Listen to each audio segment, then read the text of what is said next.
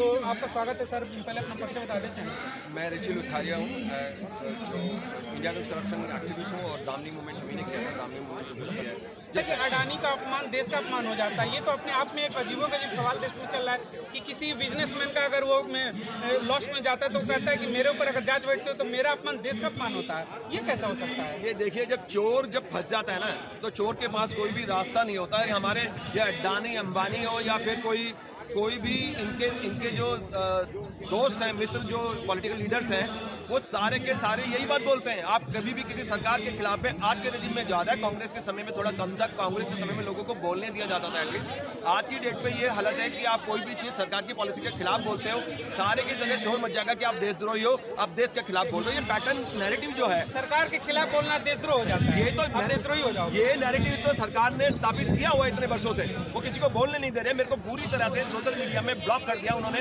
सब जगह जाम कर दिया, बैन कर दिया मुझे। तब मजबूरी में आके मुझे 8-10 साल बाद अब रोड पे उतरना पड़ा है। मोदी का विरोध क्यों करते हो? चाहे वाला अगर देश का प्रधानमंत्री तो आप लोग पीछे क्यों पड़ जाते हो? मैं बार-बार ट्वीट करते हो और उनके खिलाफ वर्क करते हो। हम उनकी पॉलिसी के खिलाफ बोलते हैं। मोदी जी से हमारा क्या लेना देना? Who is Modi?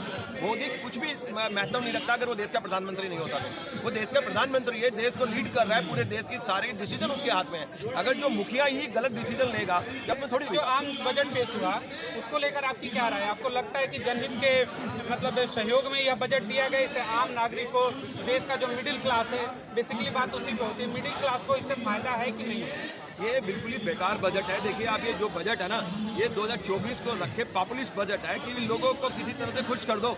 2 लाख रुपए बढ़ा दो, 2 लाख रुपए भी नए स्लॉट के अंदर बढ़ाया इन्होंने। पुराना स्लॉट एज इट इज है और नए स्लॉट के अंदर 2 लाख रुपए बढ़ाया इन्होंने। और अब ये बाय डिफॉल्ट आपका जब आप टैक्स के लिए अप्लाई करेंगे, उनके साइट पे जाएंगे तो पहले बाय डिफॉल्ट ओल्ड रेजिम आता था टैक्स का। अब आएगा न्यू रेजिम, जिसके अंदर आपको 7 लाख रुपए पहले 5 लाख लिमिट थी, छूट थी, और अब 7 लाख की 2 लाख रुपए बढ़ाए। जबकि हमारा आज से 10 साल पहले हमारी ये डिमांड थी कि उस समय 10 साल पहले हम बोल रहे थे कम से कम 10 लाख रुपए तक की छूट दो।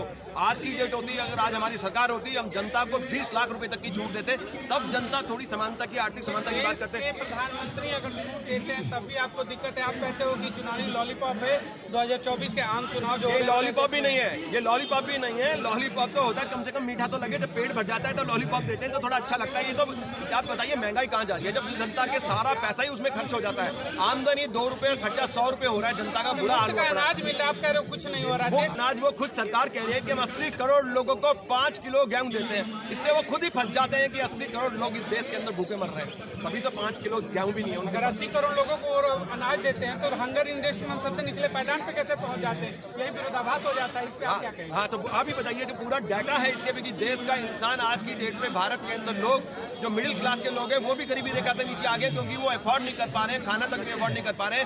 और हमने इतना शोर मचाया पिछले 10-15 दिन के अंदर, 1 महीने में, तब जाके सरकार की नींद खुली और मोदी जी कहना ठीक है हम खद्दानों के रेट भी कम करेंगे। अरे भैया, आप पहले पेट्रोल, डीजल और इसके CNG वगैरह के फ्यूल के रेट कम कर दीजिए, रेट अपने आप कंट्रोल में आ गए। दूसरा, जैसे आपको लग रहा है कि अडानी के ऊपर आरोप लग रहे हैं, तो हमारे देश में भी उनके ऊपर जांच होनी चाहिए। बिल्कुल होनी चाहिए। क्यों नहीं होनी चाहिए? क्या सिर्फ प्रधानमंत्री के मित्र होने से या प्रधानमंत्री की बीजेपी या कांग्रेस को फंड करने से किसी कोई भी फ्रॉड करेगा और उसके खिलाफ में एक्शन नहीं होना चाहिए क्या? आप मुझे बताइए। ये भागने की बात करें तो तमाम मीडिया के अंदर बात करी जा रही है कि भाग जाएंगे, भागेंगे नहीं है। इनकी जड़ें बहुत गहरी हैं। ये जो आज की डेट के जो ये अडानी अंबानी जितने भी गुजरात के जो इंडस्ट्रीज हैं, इनकी जड़ें बहुत गहरी है। इनको इतनी जल्दी से पुराने बरगद के पेड़ हैं, इनको नहीं हटा सकते आप। कांग्रेस आएगी तब भी ये उनको फंड करने लग जाएंगे। समर्थन कर रहा है इनका बैकडोर से। बैकडोर से आप जानते ही हो, तो प्रधानमंत्री को कह रहे हैं कि आप उनके खिलाफ एक्शन लीजिए, हिंडनबर्ग रिसर्च सेंटर के, कि वो हमारी छवि बदनाम कर रहे हैं। अरे भाई, तुम्हारी छवि बदनाम हो रही है, तुम जाके उनकी चीज़ों के जवाब दो। उन्होंने क्वेश्चन उठाया। अगर आज की डेट में कोई भी क्वेश्चन उठाया जाता है सरकार के खिलाफ में या किसी भी करप्ट आदमी के खिलाफ में जो सपोर्टेड बाय द गवर्नमेंट, अगर किसी के खिलाफ एक्शन होता है, उंगली उठ रही है, तो उसका जवाब दीजिए ना। यहाँ तो हमारे देश के प्रधानमंत्री पत्रकारों का जवाब तक नहीं देते, उनके सवालों का भी जवाब नहीं देते। जनता अक्षय कुमार को अपने इंटरव्यू दिया था, आम खाओगे, बताया था कि हम आम चूज कर नहीं खाते हैं, छिलकर खाते हैं। बताइए, ये बताया तो था उन्होंने, इतना बड़ा इंटरव्यू दिया था, फिर आपका इंटरव्यू। हाँ, तो वो क्या जनता के रिप्रेजेंटेटिव हैं क्या अक्षय कुमार? जनता, देश के पत्रकारों का जवाब दीजिए। ये पहले प्राइम मिनिस्टर है, जनता के सवालों का जवाब देना पसंद नहीं करते। ये डेमोक्रेसी की झूठी बात करते हैं, लेकिन is not answerable to the public. कोई बोलते ही नहीं, वो कुछ भी कहेंगे मान आपको सकते लगता है कि वो पब्लिक को जवाब नहीं देते हैं, तो फिर यही पब्लिक तो वोट करती है उन्हें। उन्होंने 2014 जीता, 19 जीता और फिर 24 की तैयारी में कह रहे कि मैं जीतूंगा। आम जनता भोली भाली होते हैं, उसको मैनिपुलेट करा गया है, उसको मैनिपुलेट करा जा रहा है मेन स्ट्रीम मीडिया के थ्रू, जो कि जनता रात दिन किसको देखती है, ज्यादातर वो अभी से पहले, अब से थोड़े समय से सोशल मीडिया के अंदर आने लगा है, लोग उसको भी देखने लगे हैं सच्चाई जानने के लिए। और अब वो उससे पहले तमाम जो मीडिया जो है मेन स्ट्रीम मीडिया सिर्फ क्या दिखाता है आपको, मोदी राहुल गांधी, जनता को सोचने का मौका ही नहीं देंगे। हिंदू मुस्लिम जात पात हार जाएंगे। और फिर आम जनता को नोटबंदी से कोई फायदा नहीं। क्या फायदा हुआ मुझे बताइए ना, क्या फायदा हुआ? उनके तो पैसे रोक लिए आपने जबरदस्ती, जनता को जाने नहीं दिया। जनता आतंकवाद की कमर टूट गई, आप कह रहे हैं कमर टूट गई तो वापस कैसे जुड़ रही है? अब कश्मीर की हालत देख लीजिए, अब आतंकवादी कैसे लगातार आ रहे हैं। वो तो कुछ मोमेंटरी चीज की, टेम्पररी, किसी से पैसे छीन लो या चेंज कर दो, उसके थोड़े समय तक था, उसका पैटर्न वापस ठीक हो गया उनका। आज की डेट में क्या आतंकवाद नहीं हो रहा क्या? आप देखिए जगह जगह खालिस्तान के पोस्टर, गलत था, बिल्कुल ही 100% गलत था वो। That was a political decision, वो पॉलिटिकल डिसीजन था कि बाकी विपक्ष के बंदों को कैसे धराशायी करा जाए। जनता तो पिस गई उस डिसीजन में, जनता के लिए सोचता ही कब है प्रधानमंत्री? विपक्ष की कमर तोड़ने के लिए नोटबंदी की गई ताकि उनके पैसों को मतलब रिटर्न किया जाए। भाई कौन कौन रो रहा था? अखिलेश यादव जी रो रहे, समाजवादी पार्टी गई बर्बाद हो गई, उसके बाद मायावती जी बर्बाद हो गई बीएसपी, और वो जो ममता जी बर्बाद हो गई, उनके पास पैसे थे ही नहीं, जो थे केजरीवाल वो रो रहा था कि सारे पैसे गया कहाँ भैया हैं, सारा पैसा गया कहाँ? जो बाकी पैसा तो बर्बाद, उनके तो पैसे बर्बाद हो गए, जो इन्होंने चेंज करने थे अपने बंदों के करवा लिया। गैस बैंक और बहुत सारे बैंक इन्वॉल्व थे उसके अंदर। आप बहुत बड़ा आरोप लगा रहे हैं। मैं आरोप नहीं लगा रहे, सत्य है। इनके कैसे हो गए सबके, बाकी के क्यों नहीं हुए मुझे बताइए। जनता तो रो रही थी ना, जनता को बेनिफिट थोड़ी हुआ नोटबंदी से, कोई भी फायदा नहीं हुआ जनता को। मुझे बताइए महंगाई है, अरे देश में महंगाई बता तो रहा हूँ सर जी, कितनी महंगाई है। दाल चावल तेल सब चीजें तो आसमान पे पहुंच रही है। सरकार को लगता है महंगाई नहीं है, पेट्रोल के रेट कहाँ पहुंच रहे हैं, सिलेंडर के रेट, गैस के रेट। राष्ट्रवाद में थोड़ा बहुत महंगाई तो बर्दाश्त कर ही सकते हैं आप। महंगाई वो तो बर्दाश्त कर सकते हैं अमीर लोग, लेकिन गरीब आदमी महंगाई बर्दाश्त कर सकता है? उसको तो खाना भी नहीं मिल रहा, उसकी तो अतड़ियां सूख चुकी हैं। आप किस दिशा में जा रहा है देश मुझे पता नहीं है, लेकिन ये देश है बहुत मिले हुए हैं, कांग्रेस और सीधी बात है। बीजेपी दोनों। आप मुझे बताइए कि कांग्रेस ने कितना भ्रष्टाचार किया, 2G घोटाला किया, वो बस घोटाला किया, और स्टैम्प पेपर घोटाला, कितने घोटाले। उनकी वैल्यूएशन अगर आज की डेट से देखें तो कई मिलियन बिलियन में आ जाएगी उनकी वैल्यूएशन। आज के देश से जितनी महंगाई हुई, इन्फ्लेशन हुआ, उस हिसाब से अगर आज एनालिसिस करा जाए तो उनके बाद भी। और ये कॉमनवेल्थ गेम का घोटाला हुआ, क्या सरकार ने, बीजेपी सरकार, मोदी जी ने फायदा उठाते हुए, हमारा इंडिया करप्शन का फायदा उठाते हुए उन्होंने बोल दिया हम इसमें भ्रष्टाचार के खिलाफ आंदोलन करेंगे, भ्रष्टाचार को खत्म करेंगे। मोदी जी ने क्या उनके खिलाफ एक भी एक्शन लिया? अभी तक नहीं लिया। क्यों नहीं लिया? कॉमनवेल्थ गेम का घोटाला क्या 8-10 साल में भी कोई रिसर्च नहीं हुई, उसमें कोई इन्वेस्टिगेशन नहीं हुई? मोदी जी तो ये कहते हैं कि उनके आने से पाकिस्तान भी थर-थर कांपता है और चाइना भी पीछे जा चुका है। अच्छा। चाइना की हेकड़ी बंद कर दी उन्होंने, चाइना को घुटने पे ला दिया। और आप लोग कहते हैं कि देश में कुछ होता ही नहीं, मोदी से कुछ हो ही नहीं पा रहा है। देखिए पाकिस्तान की जहाँ तक बात है ना, अभी कुछ साल पहले की बात है, जो इमरान खान अभी से जो प्रधानमंत्री है ना, इससे पहले इमरान खान जो थे प्रधानमंत्री, अभी 1-2 साल ही हुए उन बातों को, तो उसके रेजिम के अंदर प्रधानमंत्री नरेंद्र मोदी जी एक सौदा कर रहे थे, जिसके बारे में यहाँ पे सेंसर कर दी गई उसकी न्यूज़ पूरी की पूरी, कि ये सौदा कर रहे थे कि पाकिस्तान ऑक्यूपाइड कश्मीर जो कि हमारा है, हमारा बलूचिस्तान के अंदर माता हिंगराज महारानी का शक्तिपीठ है, शारदा शक्तिपीठ है, वो पीओके के अंदर, और हमारे गुरु नानक जी है, उनका जन्म स्थान वहाँ पे है। हमारे इतने सारी चीजें हैं वहाँ पे, मोहनजोदड़ो, हमारे हड़प्पा संस्कृति, सारे निशान, सब कुछ हमारी संस्कृति वहीं पे है। और ये उससे सौदा कर रहे थे कि पीओके हम छोड़ते हैं और पाकिस्तान 20 साल तक के लिए कश्मीर का मुद्दा, हमारे वाले कश्मीर पे क्लेम वो छोड़ दें, हम पीओके पे क्लेम हम छोड़ देंगे। तो पाकिस्तान ने बोला हम तो कभी भी क्लेम नहीं छोड़ेंगे। तो मंत्री महोदय ने बोला, प्राइम मिनिस्टर साहब ने, कि भैया तुम 20 साल, कम से कम 20 साल तक तो मत बोलना, तब तक हम राज करके निकल लेंगे। तो लेकिन इस बात की पोल कैसे खुली? इस बात की पोल खुली कि वहाँ के जो एक MP थे इमरान खान की गवर्नमेंट के अंदर, उन्होंने बोला कि भैया तुम तो देश का सौदा करने वाले। उन्होंने सारे मीडिया को बता दिया कि ये तो देश को, कश्मीर को बेच रहे हैं मुद्दे को, और ये तो छोड़ रहे हैं उस मुद्दे को। तो बड़ा बवाल मच गया था इस मुद्दे के ऊपर। कह रहे हो कि कश्मीर को, और ये कश्मीर, और ये बात करते हैं देशभक्ति की, पीओके का सौदा करने जा रहे थे, ये बात करते हैं देशभक्ति की। देशभक्ति है इनकी, वो हमारा देश का वो है। आज पीओके के अंदर, पाकिस्तान के अंदर, गिलगित के अंदर तमाम जो हमारे ही देश के लोग हैं, वो हमारे देश के लोग हैं, बेचारे राशन के लिए लड़ रहे हैं, भूखे मर रहे हैं, और वो देश के लिए। तो 370 हटाया, बोलो कि देश के लिए मैंने 370 हटा दिया, आप कह रहे हो कि पीओके दे रहे थे वो। एक बात ये बताइए, मैं अगर झूठ बोलता हूँ, ABP चैनल पे इसकी पूरी की पूरी रिपोर्ट आई है, ये खबर आई कई घंटे की, राइट? उसको रिसर्च कर लीजिए, मैं कोई भी बात झूठी नहीं कहता, आप उसको रिसर्च कर लीजिए, क्रॉस एग्जामिन करिए, तब मेरी बात को मानिए। 370 से तो खुश हैं ना। इसको घेरते क्यों नहीं प्रधानमंत्री को कि देश का सौदा करने वाले ये लोग जो पहले कहते हैं कि हम देशभक्त हैं? कहाँ गई इनकी देशभक्ति?